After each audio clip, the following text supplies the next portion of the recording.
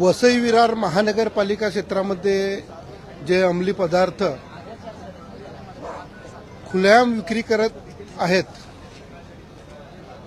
त्या संदर्भातला मी आज तारांकित प्रश्न केला होता आणि त्या तारांकित प्रश्नाच्या माध्यमातून काही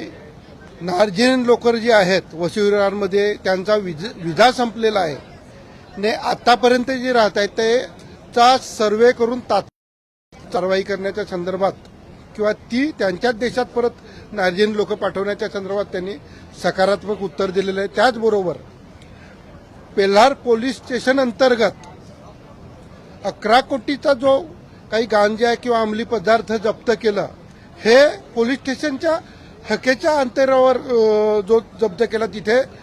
पेल्हार पोलीस स्टेशनने कुठल्याही पद्धती त्याच्याकडे लक्ष दिलेलं नाही किंवा कदाचित त्यांचा त्याला पाठिंबा असेल। हे बाहेरच्या पोलिसांनी ही कारवाई केली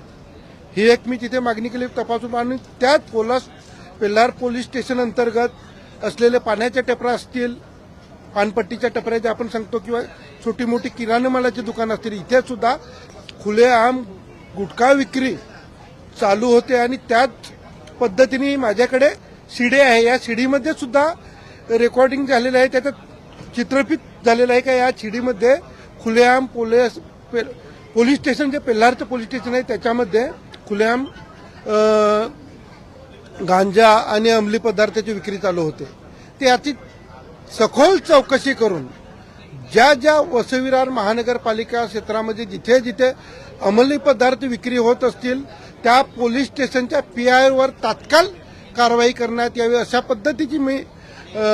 मुख्यमंत्री महोदयांकडे मागणी केली आणि त्यांनी ती मान्य केलेली आहे। नक्कीच याच्यावर लवकरात लवकर सकारात्मक कारवाई होऊन चांगला एक रिझल्ट येईल असा मला विश्वास आहे।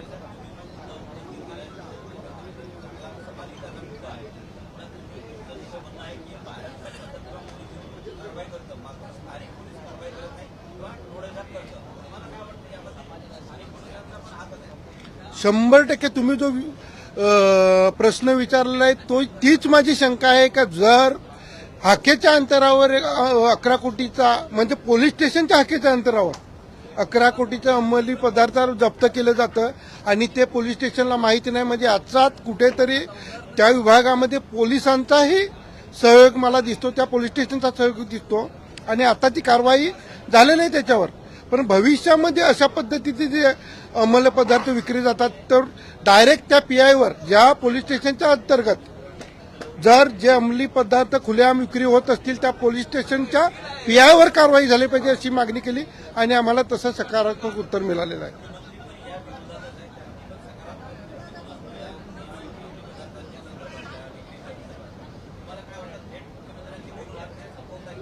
100% मुख्यमंत्र्यांनी सकारात्मक उत्तर दिलं आणि त्यांनी सांगितलं नुसतंच वसई विरारमध्येच नाही त्या राज्यामध्ये जिथे जिथे